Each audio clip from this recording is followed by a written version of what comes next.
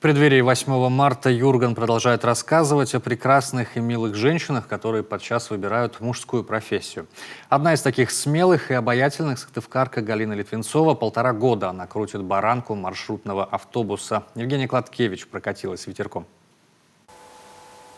Крепко держать руль, наматывая сотни километров по городу ежедневно, могут не только мужчины. Водитель общественного транспорта – профессия лишь для сильного пола? Отнюдь нет. Автобусами умело управляют еще и девушки.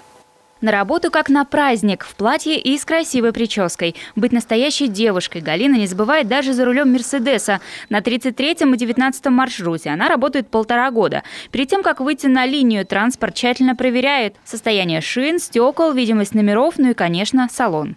Мы проверяем уровень масла. Вы это делаете каждое утро? Каждое утро. Потому что машины, каждый автобус, он ведет себя по-разному. И масло может где-то подтекать, и мы просто можем в течение дня этого не заметить. А утром, если мы не посмотрим, естественно, у нас вылезет ошибка. После осмотра 11-часовая смена, график 2 через 2. Рабочий день начинается в 5 утра. Главное в ремесле водителя – максимальная концентрация, аккуратность и пунктуальность. Отношение к ней, как к девушке-водителю, пассажиров, со слов Галины, всегда положительное. Стереотипов о женском вождении никогда не слышала, недоверчивых взглядов нет. Все со своим характером, я имею в виду, которые ездят на легковых автомобилях. Кто-то тебя пропустит, кто-то принципиально может тебя еще и подрезать.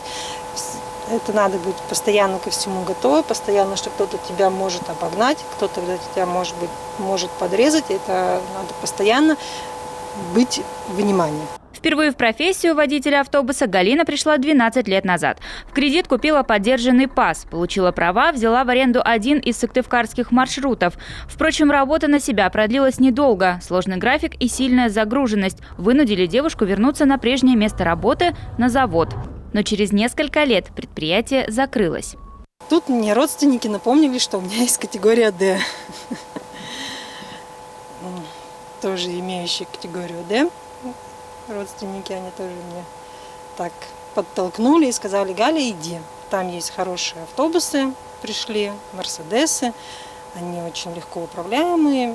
Иди, попробуй, поработай. Когда я пришла на собеседование к начальнику автоколонны, он сразу дал мне своего помощника, механика, сказал ему, чтобы мы взяли ключи и прокатились по территории на автобусе. В ВТП помимо Галины работают еще 3 девушки-водителя. Ездят пока исключительно на «Мерседесах». Фаза и нефаза работают до глубокой ночи, а для девушек такие условия не рекомендованы. Сейчас Галина готовится к переквалификации. Девушку планируют привлекать и на междугородние маршруты. Евгения Кладкевич, Вячеслав Беспалов, телеканал Юрган, Сыктывкар.